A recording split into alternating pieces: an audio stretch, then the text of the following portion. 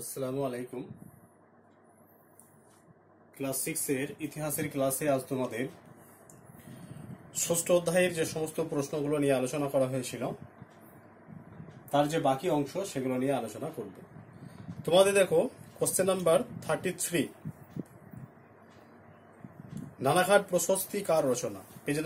Question number 33 পর্যন্ত আলোচনা করা হয়েছিল। তারপর যে প্রশ্নগুলো আছে সেগুলো নিয়ে আলোচনা করছি। দেখো তারপর আছে কোশ্চেন নাম্বার 34, সাতবাহন বংশের শ্রেষ্ঠ শাসকের নাম কি, তার কৃতিত্ব আলোচনা করো। তাহলে সাতবাহন বংশের শ্রেষ্ঠ শাসকের নাম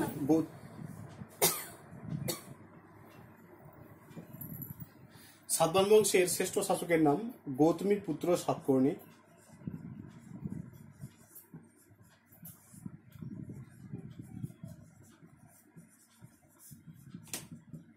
গৌতমীপুত্র সাতকর্ণী, এই গৌতমীপুত্র সাতকর্ণীর কৃতিত্ব বিশ্লেষণ আমি করেছি গত ক্লাসে, যে সাতবাহন বংশের যে ভিডিও সেটা যখন পড়িয়েছি তখন আলোচনা করেছি। তাহলে এখানে শুধু পয়েন্টসগুলো একটু বলে দিই, কি কি পয়েন্টস তোমরা লিখবে। তাহলে প্রথম পয়েন্টস লিখবে রাজ্য বিজেতা বা সাম্রাজ্য বিজেতা লিখতে পারো। রাজ্য বিজেতা গৌতমীপুত্র সাতকর্ণী, তিনি সিংহাসনে বসার পরপরই তিনি বেশ কিছু নতুন নতুন এলাকা সাতবাহনদের সাম্রাজ্যভুক্ত করেছিলেন। তিনি মহারাষ্ট্র ও তার নিকটবর্তী এলাকা দখল করে তিনি সাতবাহনদের যে হিত গৌরব, সে সাতবাহনদের হিত গৌরব তিনি পুনরুদ্ধার করেছিলেন। তিনি গ্রিক পল্লব ও শকদেরও বিতাড়িত করেছিলেন। গ্রিক শক এবং পল্লবদের তিনি পরাজিত করেন। এ কারণের জন্য তাকে নাসিক প্রশস্তিতে শক যবন পল্লব নিদর্শন বলে অভিহিত করা হয়েছে। তার সাম্রাজ্য বিস্তৃত ছিল কোথায়? তার সাম্রাজ্য বিস্তৃত ছিল বিন্ধ্য পর্বত থেকে, উত্তরে বিন্ধ্য পর্বত থেকে দক্ষিণে ত্রিবাঙ্কুর। তাহলে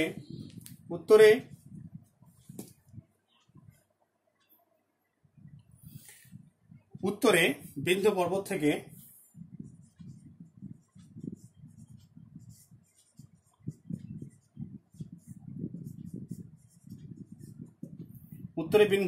থেকে দক্ষিণে ত্রিবাঙ্কুর,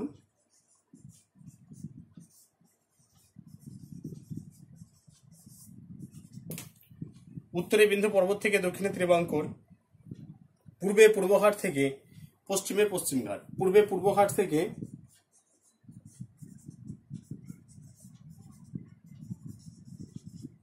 পশ্চিমে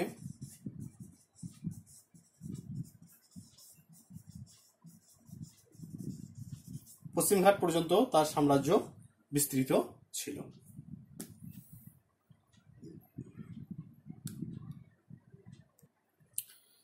দুই নম্বর হচ্ছে সুশাসক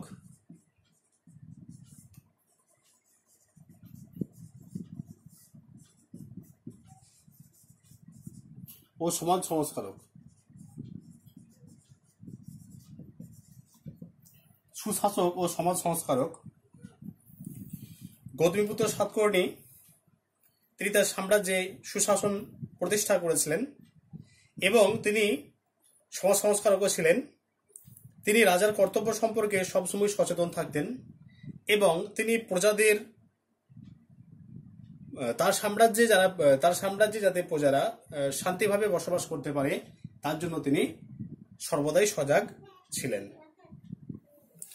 তিনি ধর্মশাস্ত্র অনুযায়ী রাজকার্য পরিচালনা করতেন। তিনি জাতপাতের ঘোর বিরোধী ছিলেন। তাহলে সমাজে যে ব্রাহ্মণরা ছিলেন সর্বেসর্বা বা শূদ্ররা ছিলেন সর্বনিকৃষ্ট, এইভাবে এরকম নয়, তিনি ছিলেন জাতপাতের ঊর্ধ্বে। তিনি জাতপাতের ঊর্ধ্বে থেকে তিনি তার সাম্রাজ্যে একটা সুশাসন প্রতিষ্ঠা করতে চেয়েছিলেন, যেখানে নিচু স্তরের যারা মানুষ তারাও কিন্তু সুখে শান্তিতে বসবাস করতে পারত। এরপর আছে প্রজাহিতৈষী শাসক।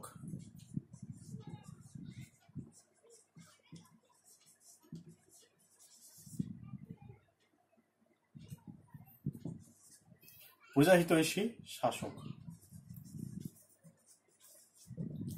প্রজাহিতৈষী শাসক গৌতমপুত্র সাতকর্ণী ছিলেন একজন প্রজাহিতৈষী শাসক। তিনি সর্বদাই প্রজাদের মঙ্গল সাধনের জন্য কাজ করতেন।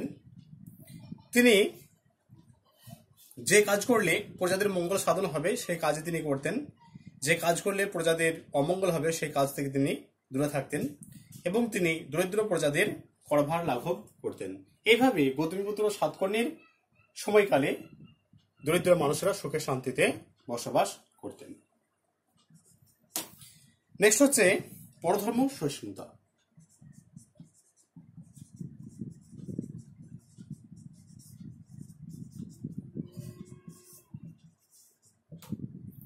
পরধর্ম সহিষ্ণুতা গৌতমীপুত্র সাতকর্ণী ছিলেন একজন পরধর্ম সহিষ্ণু শাসক। তিনি ছিলেন একজন ব্রাহ্মণ। তিনি নিজে একজন ব্রাহ্মণ হয়েও তিনি বৌদ্ধদেরকে যথেষ্ট সম্মান করতেন এবং বৌদ্ধ ধর্মের প্রতি তিনি ছিলেন উদার। তিনি বৌদ্ধ ভিক্ষুদের থাকার জন্য বা বৌদ্ধ ভিক্ষুদের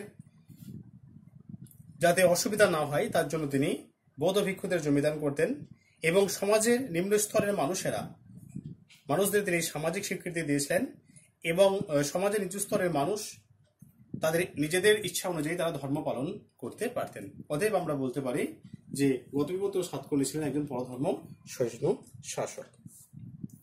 নেক্সট হচ্ছে শিল্প সংস্কৃতির পৃষ্ঠপোষক। শিল্প সংস্কৃতির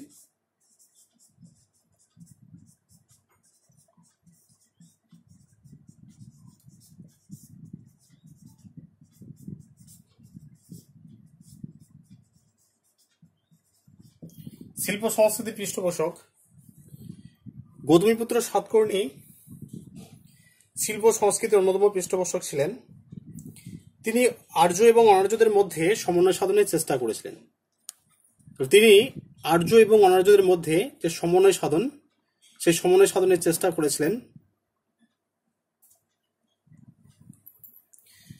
তার আমলে পাহাড় কেটে গুহা নির্মাণ করা হয়েছিল এবং পাথর কেটে বিভিন্ন ধরনের শিল্পের নিদর্শন তার সময় তৈরি হয়েছিল। তাহলে এটা বড় প্রশ্ন হিসেবে তোমরা তৈরি করবে, গৌতমীপুত্র সাতকর্ণীর কৃতিত্ব আলোচনা করো। এটা 5 নম্বরের প্রশ্ন হয়।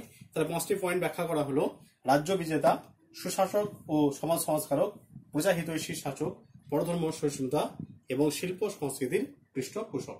এই 5টি পয়েন্টস নিয়ে আলোচনা করা হলো। তোমরা যদি বড় প্রশ্ন এটা আসে এভাবেই কিন্তু তোমরা তৈরি করবে। এবার আছে 35 নম্বর কোশ্চেন, শক সাতবাহনদের দ্বন্দ্বের কারণ কি? শক সাতবাহন দ্বন্দ্বের কারণ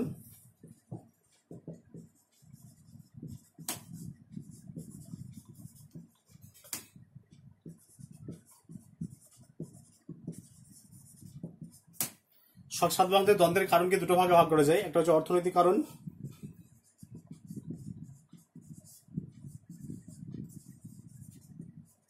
একটা রাজনৈতিক কারণ।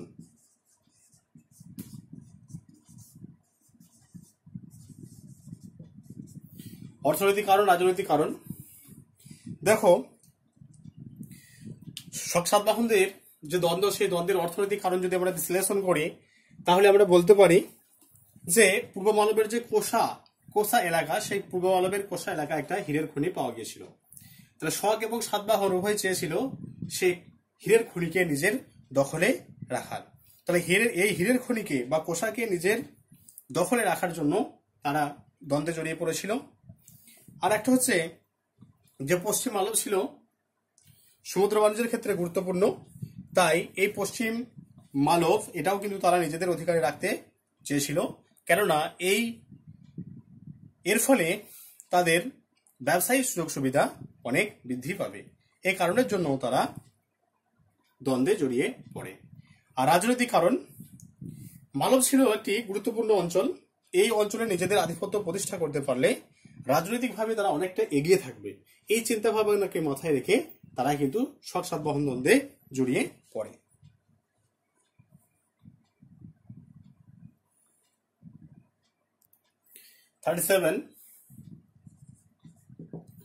সাতবাহনদের শাসন পদ্ধতি। দেখো, সাতবাহনদের যে শাসন ব্যবস্থা, সেই শাসন ব্যবস্থায় সর্বোচ্চ স্তরে যিনি ছিলেন বা যিনি সর্বেসর্বা ছিলেন তিনি হলেন রাজা। রাজা ছিলেন আইন বিভাগ, বিচার বিভাগ এবং শাসন বিভাগ, আইন বিভাগ, বিচার বিভাগ এবং শাসন বিভাগের প্রধান। সাতবাহনরা নিজেদের সাম্রাজ্যের সুবিধার জন্য সমগ্র সাম্রাজ্যকে কয়েকটি প্রদেশে ভাগ করেছিলেন এবং এই প্রদেশের দায়িত্ব ছিল সমাজদের উপর। আর সাতবাহন শাসকরা কৃষক, বণিক ও কারিগরদের কাছ থেকে কর আদায় করতেন। তারা ধর্মীয় উদ্দেশ্যে যদি কোনো প্রতিষ্ঠানকে জমি দিতেন, সেখান থেকে কোনো কর তারা নিতেন না।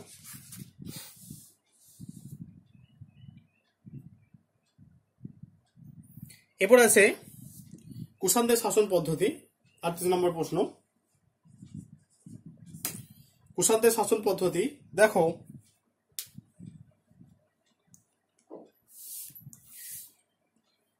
কুষাণরা ইউএঝি গোষ্ঠীর একটি শাখা এবং এরা মধ্য এশিয়া থেকে ভারতবর্ষে এসেছিল এবং এরা ছিল একটা যাযাবর গোষ্ঠী।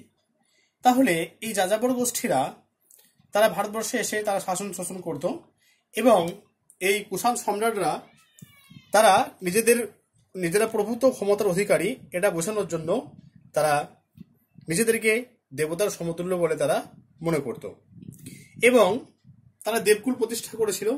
দেবকুল হলো কি না, দেবকুল হলো মন্দিরের মতো একটি পুজোর জায়গা যেখানে দেবতার পরিবর্তে কুষাণ সম্রাটদের মূর্তি রাখা থাকত। কুষাণ শাসন ব্যবস্থায় দুজন মিলে রাজ্য শাসন করত। তবে এক্ষেত্রে বাবা এবং ছেলের কথাই জানা যায়। তাহলে একজন যদি রাজ্যে অনুপস্থিত থাকতেন বা যুদ্ধ বিগ্রহ হয়ে যেতেন বা অন্য কোনো রাজার কাছে যেতেন, তাহলে অপরজন রাজ্য শাসন পরিচালনা করতেন। এক্ষেত্রে রাজ্য পরিচালনার বা শাসন ব্যবস্থা পরিচালনা করার ক্ষেত্রে কোনো বিঘ্ন ঘটত না।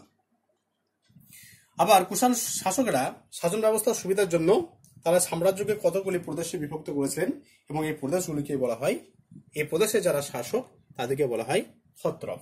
তাহলে কুষাণ শাসকেরা কি করেছিলেন, নিজেদের সুবিধার জন্য, শাসন কার্যের সুবিধার জন্য সমগ্র সাম্রাজ্যকে কতগুলি প্রদেশে বিভক্ত করেছেন। এই প্রদেশের শাসন ক্ষমতা যার হাতে ছিলেন তিনি ক্ষত্রপ নামে পরিচিত। দেখো 38 আছে ক্ষত্রপ, যেটা এখনই বলা হলো। 38 নম্বর,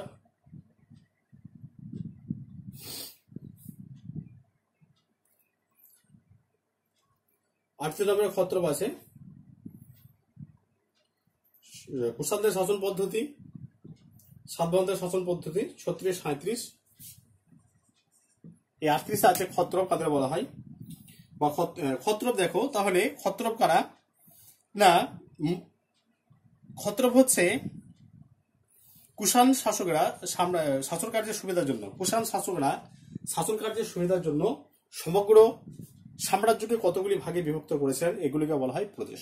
তাহলে একটি প্রদেশের শাসন ক্ষমতা যার হাতে ন্যস্ত ছিল তাকে বলা হয় ক্ষত্রপ। একটি প্রদেশের যিনি শাসনকর্তা তিনি ক্ষত্রপ নামে পরিচিত। কুষাণ শাসকরা কেন দুজন শাসন কার্য পরিচালনা করতেন, এটা বলা হলো যে কুষাণ যুগের যারা শাসক ছিলেন তারা দুজন মিলে শাসন কার্য পরিচালনা করতেন। তবে বাবা ছেলের কথা এখানে বলা যায়, বাবা এবং ছেলে মিলে শাসন কার্য পরিচালনা করতেন। তাহলে এক্ষেত্রে একটা সুবিধা হয়েছিল কি, যদি একজন অনুপস্থিত থাকেন তাহলে অন্যজন সেই কাজটা সম্পাদিত করতে পারত। বাবা যদি যুদ্ধ বিগ্রহ বা অন্য কোনো রাজার কাছে যেতেন তাহলে তার ছেলে শাসন কার্য পরিচালনা করতেন। এক্ষেত্রে আইন বিভাগ, শাসন বিভাগ বা বিচার বিভাগ পরিচালনা করার ক্ষেত্রে কোনো অসুবিধা হতো না এবং সাধারণ প্রজা যারা তারাও ভাবতে পারতেন যে রাজা তাদের মধ্যে উপস্থিত আছেন।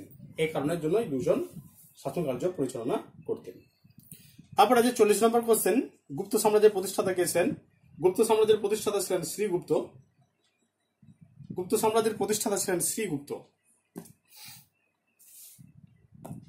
গুপ্তাব্দ। নেক্সট আছে যে গুপ্তাব্দ কে কবে প্রচলন করেন? গুপ্তাব্দ প্রচলন করেছিলেন প্রথম চন্দ্রগুপ্ত 319-20 খ্রিস্টাব্দে। এটা আগে আলোচনা করেছি, প্রথম থেকে ছিল 319-20 খ্রিস্টাব্দে প্রথম চন্দ্রগুপ্ত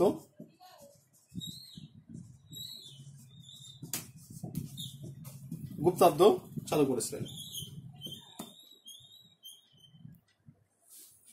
দেখো এরপর আছে 42 নম্বর কোশ্চেন, গুপ্ত বংশের শ্রেষ্ঠ শাসকের নাম কি, তার কৃতিত্ব আলোচনা করুন।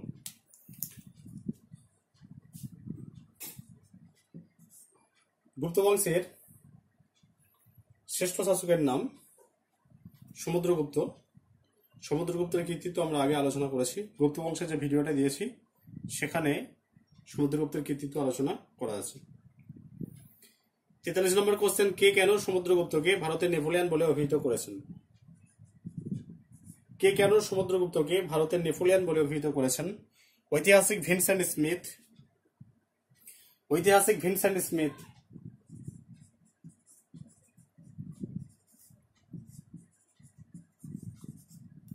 সমুদ্রগুপ্তকে ভারতের নেপোলিয়ন বলে অভিহিত করেছেন।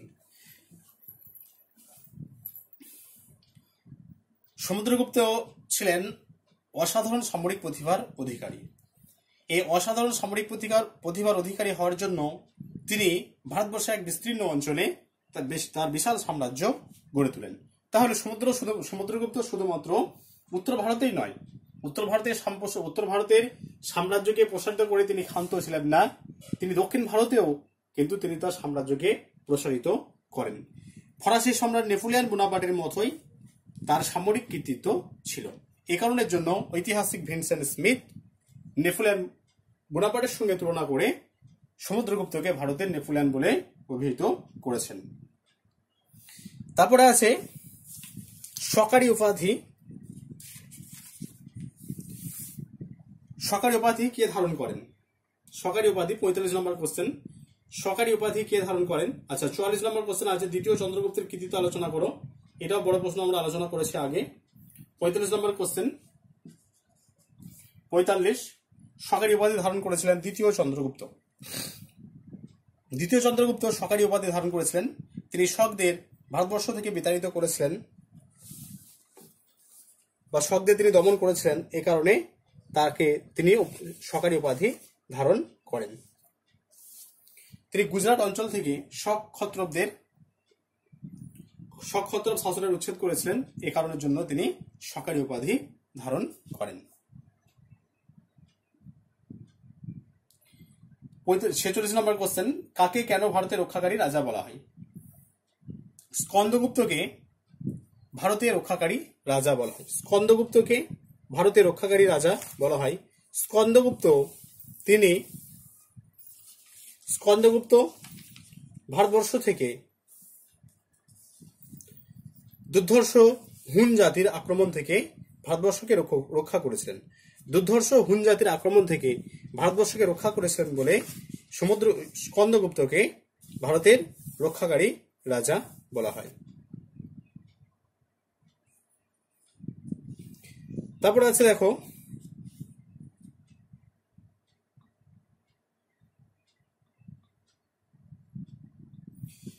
গুপ্ত যুগে ভারতের ইতিহাসে সুবর্ণযুগ। গুপ্ত যুগকে ভারতের ইতিহাসে কি সুবর্ণযুগ বলা যায়? 47 নম্বর কোশ্চেন, গুপ্ত যুগকে ভারতবর্ষের ইতিহাসে কি সুবর্ণযুগ বলা যায়? দেখো, গুপ্ত যুগে ভারতবর্ষের বৃহত্তর অংশের মধ্যে রাজনৈতিক ঐক্য প্রতিষ্ঠিত হয়েছিল। রাজনৈতিক ঐক্য প্রতিষ্ঠার সঙ্গে সঙ্গে আর্থিক সমৃদ্ধিও বেড়েছিল এই সময়, এবং সংস্কৃত ভাষা এবং সাহিত্যের একটা অভাবনীয় উন্নতি লক্ষ্য করা যায়।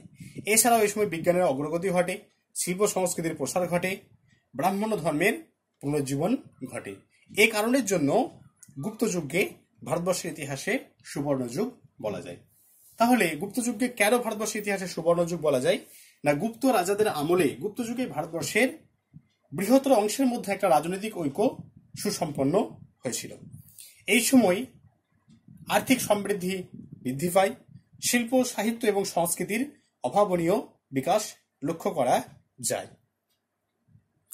এই সময় বিজ্ঞানের অগ্রগতি ঘটে, শিল্প সংস্কৃতির প্রসার ঘটে, এবং হিন্দু এবং ব্রাহ্মণ ধর্মের পুনরুজ্জীবন ঘটে। এই কারণের জন্য গুপ্ত যুগকে ভারতবর্ষের ইতিহাসে সুবর্ণযুগ বলা হয়।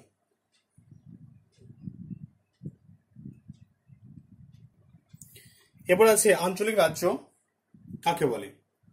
আঞ্চলিক রাজ্য 48 নম্বর প্রশ্ন।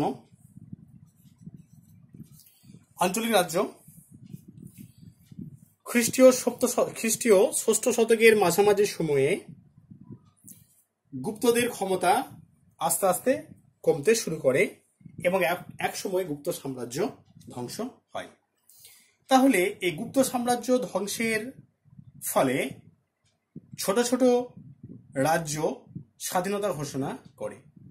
এরকম এক একটা ছোট ছোট অঞ্চলকে নিয়ে যে রাজ্য গড়ে উঠেছিল সেই রাজ্যগুলিকে বলা হতো আঞ্চলিক রাজ্য। তাহলে খ্রিস্টপূর্ব ৬ষ্ঠ শতকের মাঝামাঝি সময়ে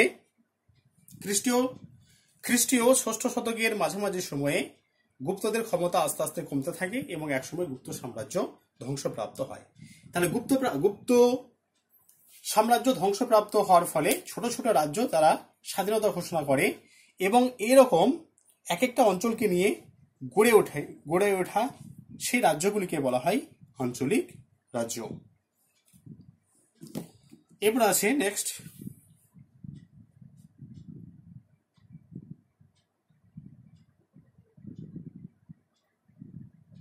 আচ্ছা দুটো প্রশ্ন ছাড়া গেল। এটা 50 নম্বর হলো, যেটা আলোচনা করা হয় এটা 50 নম্বর। 48 নম্বর প্রশ্নটা বাকি থেকে গেল, এলাহাবাদ প্রশস্তি কার রচনা?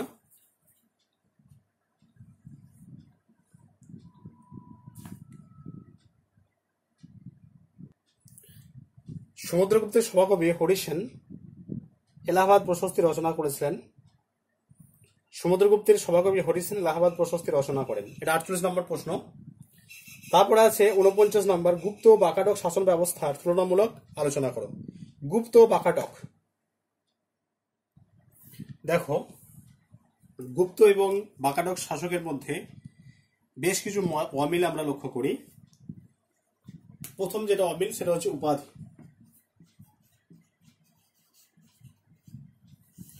গুপ্ত শাসকরা নিজেদের ক্ষমতা প্রকাশ করার জন্য, নিজেদের ক্ষমতা জাহির করার জন্য গুপ্ত শাসকেরা মহারাজাধিরাজ উপাধি গ্রহণ করতেন।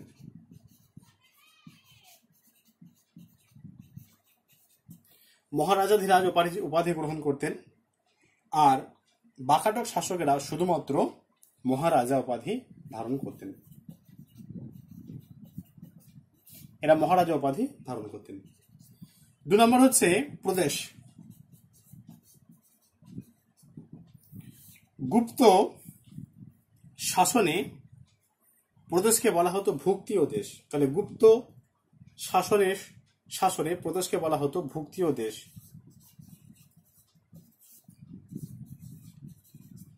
আর বাকাটক শাসনে প্রদেশকে বলা হতো রাজ্য। 3 নম্বর হচ্ছে প্রাদেশিক শাসন।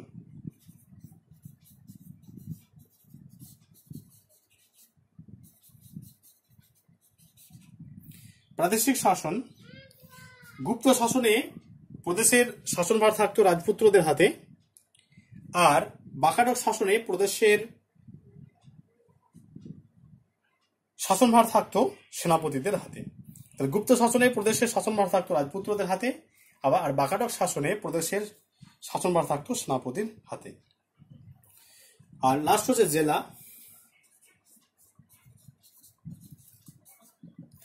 গুপ্ত শাসনে জেলাকে বলা হতো বিষয়, আর বাকাটক শাসনে জেলাকে বলা হতো পট্ট বা আহার।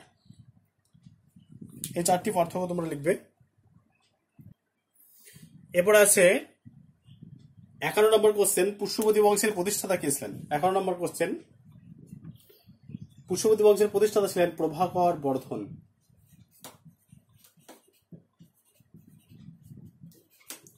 প্রভাকর বর্ধন, এই প্রভাকর বর্ধনের 2টো ছেলে এবং একটা মেয়ে। বড় ছেলের নাম রাজ্যবর্ধন,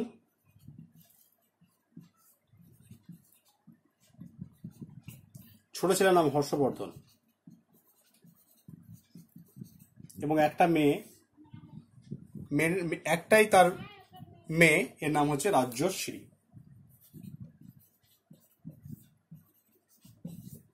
প্রভাকর বর্ধনের 2টো ছেলে, রাজ্যবর্ধন এবং হর্ষবর্ধন, এবং এক মেয়ে রাজ্যশ্রী। নেক্সট আছে 52 নম্বর প্রশ্ন, পুষ্যবতী বংশের শ্রেষ্ঠ শাসকের নাম কি, তার কৃতিত্ব আলোচনা করো। পুষ্যবতী বংশের শ্রেষ্ঠ শাসকের নাম হর্ষবর্ধন। হর্ষবর্ধন 606 খ্রিস্টাব্দে সিংহাসনে বসেন। তিনি সিংহাসনে বসার পর থেকেই হর্ষাব্দ গণনা শুরু হয়। তাহলে হর্ষবর্ধন তার সিংহাসনের সময়কালকে স্মরণীয় করে রাখার জন্য যে অব্দের সূচনা করেন তাকে বলা হয় হর্ষাব্দ। এটি শুরু হয়েছিল 606 খ্রিস্টাব্দে। 606। হর্ষবর্ধন সিংহাসনে বসার পর বেশ কিছু রাজশক্তির সঙ্গে তিনি জড়িয়ে পড়েন। সিংহাসনে বসার পর বেশ কিছু রাজশক্তির সঙ্গে তিনি জড়িয়ে পড়েন। তাহলে তিনি গৌড়রাজ শশাঙ্কের সঙ্গে তিনি জড়িয়ে পড়েন, গৌড়রাজ শশাঙ্ক। কিন্তু গৌড়রাজ শশাঙ্ক হর্ষবর্ধনকে সরাসরি যুদ্ধে পরাস্ত করতে পারেননি। আবার হর্ষবর্ধন দক্ষিণ ভারত জয় করার জন্য দক্ষিণ ভারত অভিযান করেছিলেন। এজন্য চালুক্যরাজ দ্বিতীয় পুলকেশীর সঙ্গে তার সংঘাত শুরু হয়েছিল, কিন্তু এই যুদ্ধে হর্ষবর্ধন পরাজিত হয়েছিলেন। তিনি উত্তর ভারতের শেষ বড় অঞ্চলের শাসক হিসেবে বিখ্যাত হয়ে আছেন এবং তিনি শিলাদিত্য উপাধি গ্রহণ করেন। হর্ষবর্ধনের শাসন ব্যবস্থা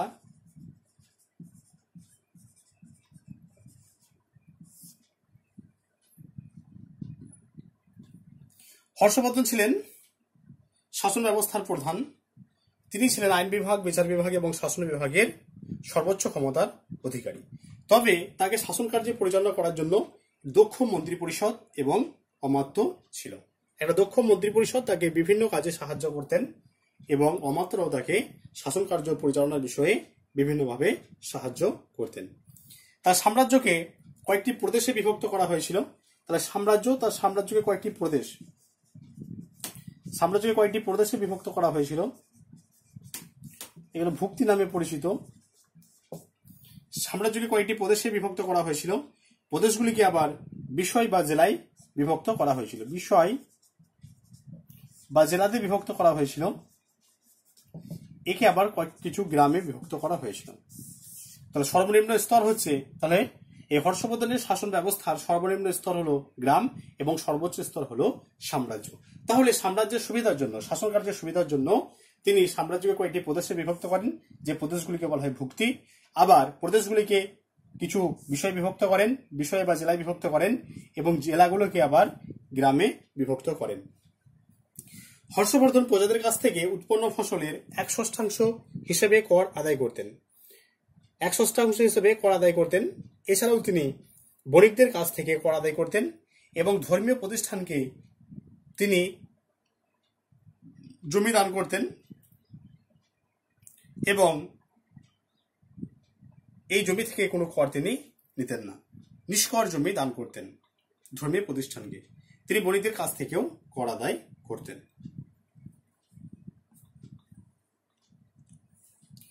হর্ষবর্ধনের মৃত্যুর পরপরই এই পুষ্যভূতি বংশ শাসন লোপ পায় এবং তিনি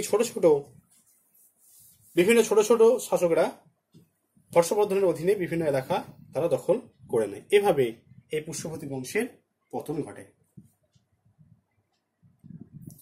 এরপর আছে কনৌজ মালব দ্বন্দ্বের কারণগুলি আলোচনা করো। দেখো, কনৌজ এবং মালব দ্বন্দ্বে কনৌজের রাজা গ্রহবর্মা মারা যান। এই গ্রহবর্মা ছিলেন হর্ষবর্ধনের ভগ্নিপতি বা প্রভাকর বর্ধনের জামাই। যখন গ্রহবর্মা মারা যান তখন রাজ্যবর্ধন মালবের বিরুদ্ধে যুদ্ধ ঘোষণা করেন। মালবের রাজা দেবগুপ্তের সহযোগী গৌড়ের রাজা শশাঙ্কের হাতে রাজ্যবর্ধনও মারা যান। তখন হর্ষবর্ধন কনৌজ ও থানেশ্বর দুয়েরই শাসনভার গ্রহণ করেন। 606 খ্রিস্টাব্দে এই সিংহাসনে বসার পর থেকেই হর্ষাব্দ সূচনা হয় এবং এই দ্বন্দ্বের অবসান ঘটে। নেক্সট আছে 54 নম্বর, শিলাদিত্য উপাধিকে ধারণ করেছিলেন। শিলাদিত্য উপাধি ধারণ করেছিলেন হর্ষবর্ধন। তারপরে আছে 55 নম্বর, হর্ষচরিত কাল লেখা। হর্ষচরিত রচনা করেছিলেন বানভট্ট। আর CU কি? লাস্ট কোশ্চেন আছে 56। 56 নম্বর, সিউ কি, কার লেখা?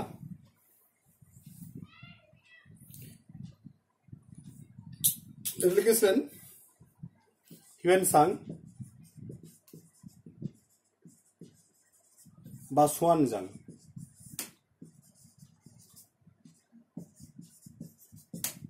হিউয়েন সাং বা সোয়ানজাং লিখেছিলেন সিউ কি। তোমাদের টেক্সটের যে প্রশ্নগুলো সেগুলো আমি করিয়ে দিয়েছি, প্রশ্ন দেওয়ার সঙ্গে আলোচনা করেছি বিবৃতি এবং 1 নম্বরের। তো যা প্রশ্ন তোমাদের দেওয়া ছিল ষষ্ঠ অধ্যায়ের সমস্ত প্রশ্ন নিয়ে আলোচনা করা হলো। কারো যদি কিছু অসুবিধা হয় অবশ্যই আমাকে জানাবে। তাহলে এই দুটো ভিডিওতে তোমাদের ষষ্ঠ অধ্যায়ের যা প্রশ্ন ছিল, যে প্রশ্নগুলো দেওয়া হয়েছিল সমস্ত প্রশ্ন উত্তর নিয়ে আলোচনা করা হলো।